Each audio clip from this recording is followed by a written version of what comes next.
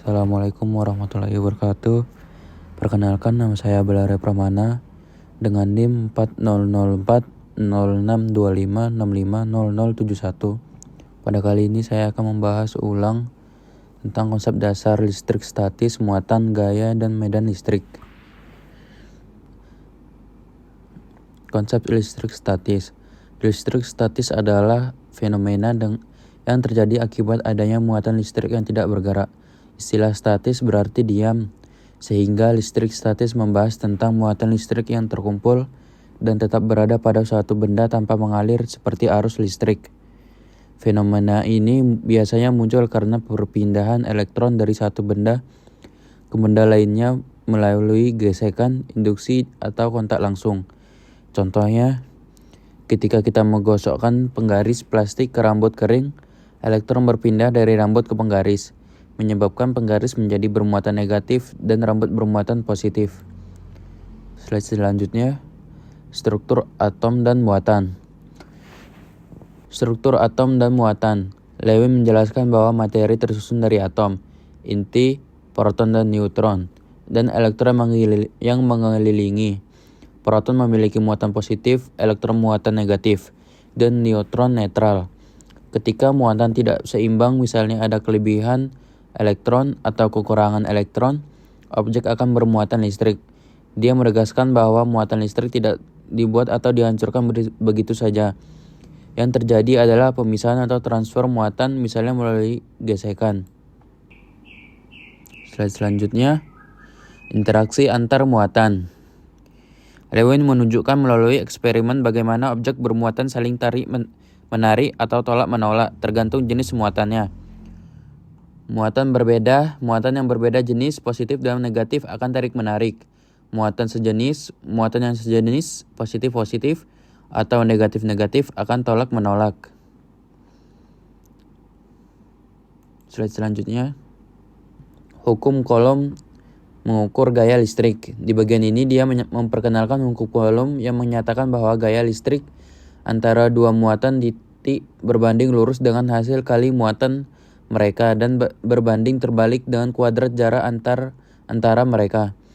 Secara matematis, F sama dengan K Q1 kali Q2 per R pangkat 2. Hukum Coulomb menjelaskan gaya listrik F antara dua muatan titik Q1 dan Q2 yang dipisahkan oleh jarak R, di mana K adalah konstanta Coulomb. Polarisasi berarti bahwa dalam suatu benda netral tanpa muatan total, muatan positif dan negatif di dalamnya bisa sedikit bergeser dalam kehadiran medan listrik eksternal, menghasilkan perbedaan distribusi muatan lokal. Slide selanjutnya, konsep medan listrik. Medan listrik adalah ruang di sekitar suatu muatan listrik di mana muatan lain akan mengalami gaya listrik. Artinya, setiap muatan listrik menciptakan pengaruh di sekelilingnya. Pengaruh inilah yang disebut medan listrik. Selanjutnya, visualisasi garis medan dan superposisi. Garis medan. Untuk memvisualisasikan medan listrik digunakan garis-garis medan, garis-garis yang menunjukkan arah medan pada setiap titik. Dengan kerapatan garis menunjukkan kekuatan medan, semakin rapat garis, semakin kuat medan. Garis medan selalu memulai dari muatan positif dan berakhir di muatan negatif atau kotak terhingga. Prinsip superposisi. Medan listrik total atau E total di suatu titik adalah jumlah vektor dari medan yang dihabiskan oleh setiap muatan secara terpisah. Kita dapat menumpuk kontribusi medan dari semua muatan untuk mendapatkan medan total. Pengisian induktif dan dipol terinduksi.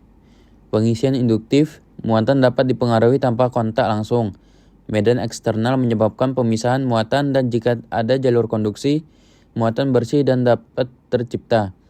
Dipol terinduksi, pada benda netral, medan eksternal menyebabkan pergeseran kecil muatan, menciptakan dipol terinduksi, sisi positif dan negatif terpisah.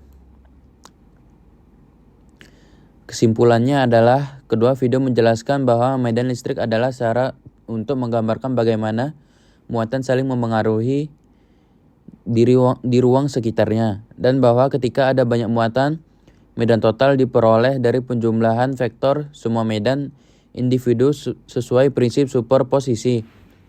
Konsep ini menjadi dasar penting dalam memahami seluruh fenomena listrik dan elektromagnetik. Sekian dari saya. Assalamualaikum warahmatullahi wabarakatuh.